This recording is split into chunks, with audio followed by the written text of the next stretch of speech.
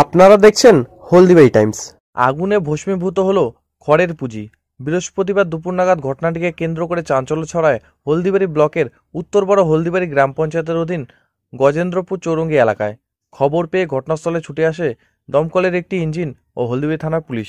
জানা যায় ওই এলাকায় মুস্তফা আলীর বাড়ির সামনে রাখা খড়ের পুঁজিতে আগুন লাগে।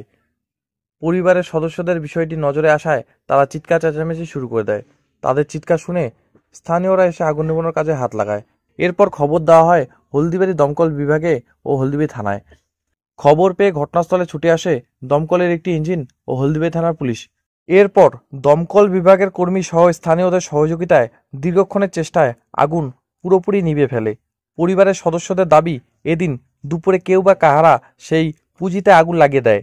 ঘটনার তদন্তে হলদিবাড়ি থানার পুলিশ। আগুন কিভাবে লাগছে? বাইরে কোনো আগুন ছিল না, আমি তো সারাদিন বাইরে ছিলাম। তারপরে এই যে এখানে কোনো কিছু আগুন নাই, লোকে আগুন লাগিয়ে দিচ্ছে।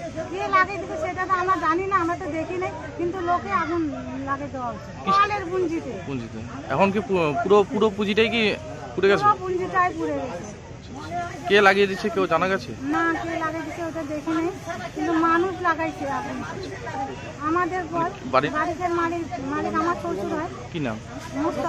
মুস্তফা কি? মুস্তফা আলী। এটা কোন এলাকা? এটা চৌরঙ্গি। ঠিক আছে, কি নাম আপনার? আমার নাম লিকা।